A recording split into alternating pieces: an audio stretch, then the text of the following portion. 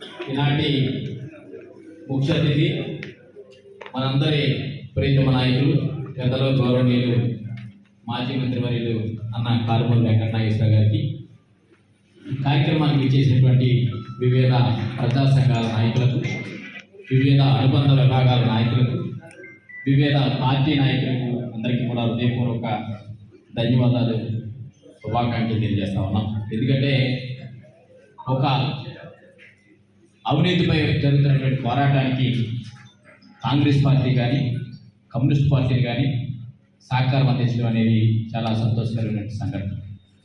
ఈరోజు కూటమి ప్రభుత్వం అధికారంలోకి వచ్చి 2 సంవత్సరాలు పూర్తయింది.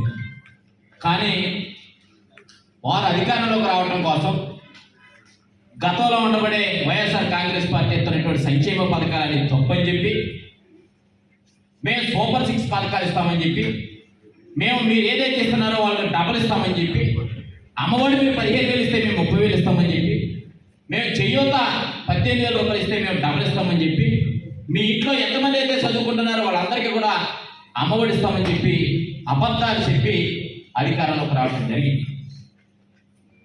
ఆంధ్రప్రదేశ్ రాష్ట్రంలో పేదవాడు ఉండటానికి ఇల్లు లేకుండా ఉంటే పేదవాడికి ఇల్లు కట్టించాలి, పక్కా ఇల్లు కావాలన్న ఉద్దేశంతో ఆ రోజు అన్న జగన్మోహన్ రెడ్డి గారు గొప్ప నిర్ణయం తీసుకుంటే అవన్నీ తప్పని చెప్పి ఆ రోజు 32 లక్షల మందికి ఇళ్ల పట్టాలు ఇచ్చినటువంటి ఘనత అన్న జగన్మోహన్ రెడ్డి గారికి, వైఎస్ఆర్ కాంగ్రెస్ పార్టీకి దొరుకుతుందనే విషయాన్ని కూడా సందర్భంగా మనం గుర్తు చేసుకోవాలి.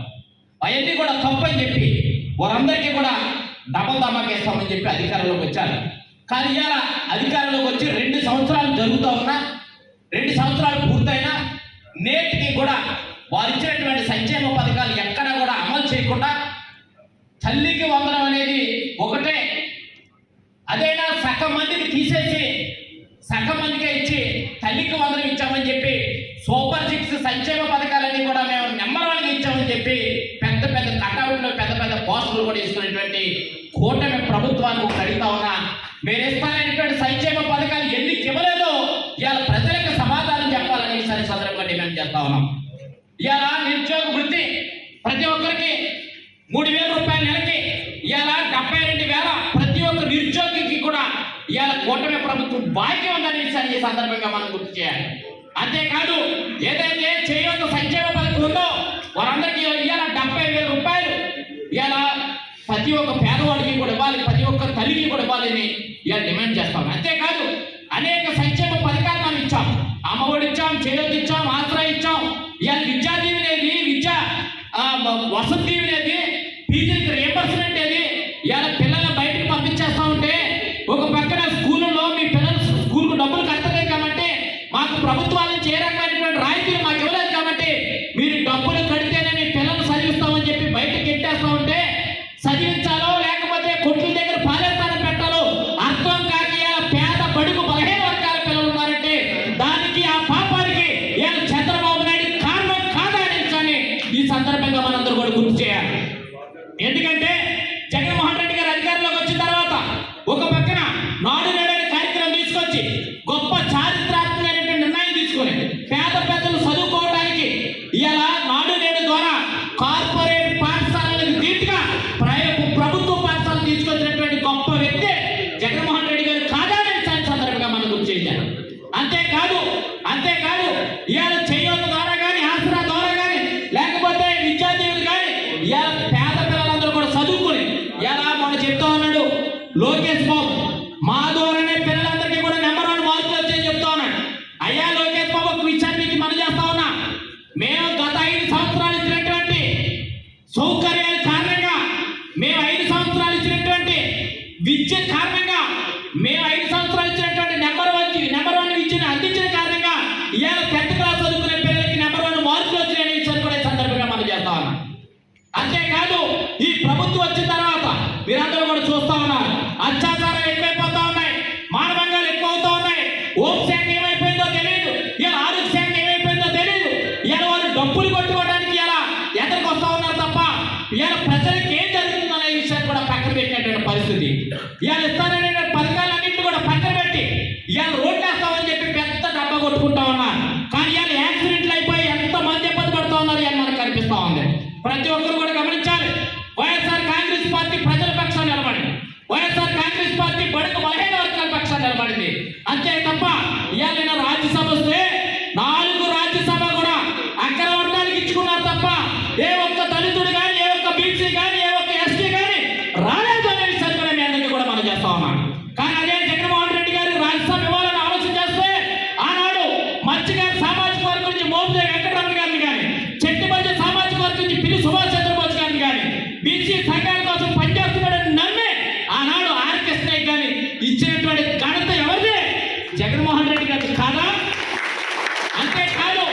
అంతేకాదు గొల్ల బాబురావు గారు పెద్ద ఆయన మనం గౌరవించాలన్న ఉద్దేశంతో రాజ్యసభ అనే పదాన్ని ఓడి తెచ్చే విధంగా ఆనాడు బాబురావు గారికి ఇచ్చి పార్లమెంట్ లో రాజ్యసభలో కూర్చోబెట్టినటువంటి ఘనత అది నిజమైనటువంటి పూలే అంబేద్కర్ భావజాలం. అది జగన్మోహన్ రెడ్డి గారు ఇచ్చినటువంటి గొప్ప అవకాశం విషయాన్ని కూడా మీ అందరికీ కూడా మనం చేస్తా ఉన్నాం. ఇలా ఒక్క ఎమ్మెల్సీ 15 వర్గానికి లేదు, ఒక ఎమ్మెల్సీ దళితులకు లేదు, ఒక రాజ్యసభ దళితులకు లేదు. ఇవాళ ఇవ్వాల్సినటువంటి కార్పొరేషన్ పదవులే ఇవాళ దగ్గర సగం పైగా ఇవ్వకూడదనేటువంటి ఈనాయాల పదవుల గురించి మాట్లాడే పరిస్థితి, ఈనాయాల సామాజిక న్యాయం గురించి మాట్లాడే పరిస్థితి. పాపం ప్రశ్నిస్తానని చెప్పాడు ఒక ఆయన చెప్తా ఉన్నాడు, నేను ఏమీ చేయలేకపోతా ఉన్నానని చెప్పి ఆయన మానసికంగా ఇబ్బంది పడే పరిస్థితి కూడా జరుగుతుందనే విషయాన్ని కూడా మీ అందరికీ కూడా మనం చేస్తా ఉన్నాం. ఇవాళ కూటమి ప్రభుత్వం ఈ 2 సంవత్సరాల వ్యవధిలో ఎన్ని అత్యాచారాలు చేసినాయో, ఎన్ని ఇబ్బందులు పెట్టినాయి. ఇవాళ రోడ్ల పక్కన చిన్న చితుకు ఇల్లు కొట్టేసే పరిస్థితి.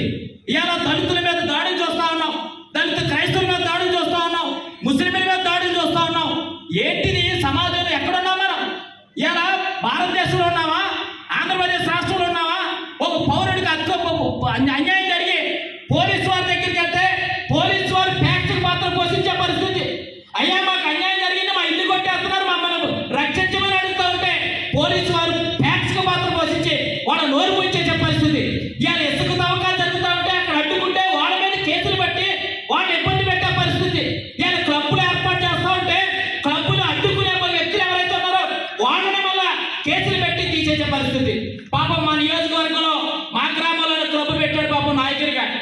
మేము యుద్ధ ప్రాతిపదిక మీద యుద్ధం చేసి క్లబ్ తీయించామనే విషయాన్ని కూడా మీ అందరికీ కూడా మనం చేస్తా ఉన్నాం. ఈ ప్రభుత్వంలో ఎంతసేపు కూడా ఎంత ఆదాయం వచ్చింది, ఎంత దాచుకున్నాం, ఎంత దోచుకున్నాం అనే పదం మీద పనిచేస్తూ ఉన్నారు తప్ప పేద ప్రజలకి ఇవాళ పాపం ఇవాళ తలుపు నియోజకవర్గం చూస్తే ఇవాళ వ్యాపారం పెట్టాలనుకుంటే మాకు ఎంత పర్సెంటేజ్, బాగా పెట్టుకోవాలంటే ఎంత పర్సెంటేజ్, బంధు షాపులకి ఎంత పర్సెంటేజ్, ఇవాళ చిన్న చితుకు వ్యాపారం చేసే వాళ్ళందరికీ కూడా పర్సెంటేజ్ తీసుకునేటటువంటి ఎమ్మెల్యే ఈ నియోజకవర్గంలో ఉంటే ఇంకెక్కడ అభివృద్ధి అవుతుంది, ఇంకెక్కడ సంక్షేమ పాలన జరుగుతుందనే విషయాన్ని కూడా మనం ప్రశ్నించాలి. ఆనాడు 5 సంవత్సరాల ఎమ్మెల్యేగా ఉన్నటువంటి కారుమూరి నాగేశ్వర గారి నాయకత్వంలో అనేక అభివృద్ధి కార్యక్రమాలు తీసుకున్నాం. ఇవాళ ఏదైతే ఫ్లైఓవర్ బ్రిడ్జిని ఆనాడు కారుమూరి నాగేశ్వర గారు తీసుకున్నటువంటి గొప్ప చొరవ వల్ల ఇంతవరకైనా పని అయింది. ఆ ప్రభుత్వం మన ప్రభుత్వం పోయిన తర్వాత ఇంతవరకు మళ్ళీ ఇంటికేసే పరిస్థితి లేదే. ఇది బాధాకరం కాదా అనే విషయాన్ని కూడా మీ అందరికీ కూడా మనం చేస్తా ఉన్నా. రానున్న కాలంలో మిత్రపక్షాలన్నీ కూడా ఎదురు కలిసి రావాలి, ఇంకా ప్రజా సంఘాలన్నీ కూడా ఎదురు కలిసి రావాలి. ఎలా నోరు నొక్కేసే పరిస్థితి కనిపిస్తా ఉంది. ఎవరన్నా ఉద్యమకారులు మాట్లాడుతూ ఉంటే వాళ్ళ మీద కేసులు కట్టే పరిస్థితి కనిపిస్తా ఉంది. ఒకటే మనం చేస్తా ఉన్నాయి, కుటుంబ ప్రభుత్వానికి మీరు ఎన్ని ఇబ్బందులు పెట్టినా లేదు ఎన్ని అరాచక పాలన నడిపించినా జగన్మోహన్ రెడ్డి గారు అనే వ్యక్తిని పేద ప్రజల గుండెల్లో నుంచి తీయలేని విషయాన్ని కూడా ఈ సందర్భంగా ప్రతి ఒక్కరు గుర్తుపెట్టుకోవాలి.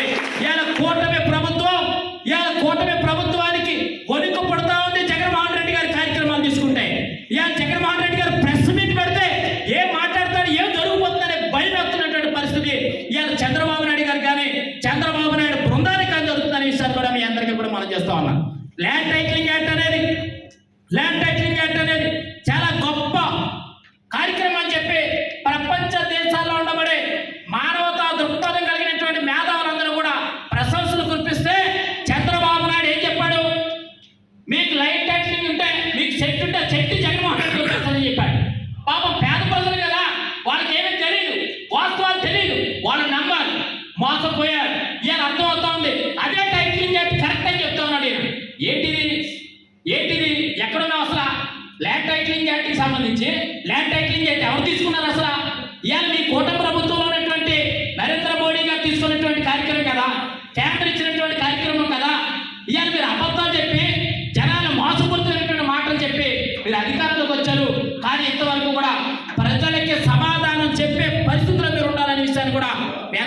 తెలియపరుస్తూ కూటమి ప్రభుత్వానికి మనందరం కూడా పెద్ద ఎత్తున రేపు 12వ తారీఖున జరిగే ప్రతి నియోజకవర్గంలో జరిగే వైఎస్ఆర్ కాంగ్రెస్ పార్టీ కార్యక్రమాన్ని శ్రీకారం చుట్టింది వెన్నుపోటు అనే కార్యక్రమానికి పెద్ద ఎత్తున అన్ని పార్టీలు కూడా కలిసి రావాలి.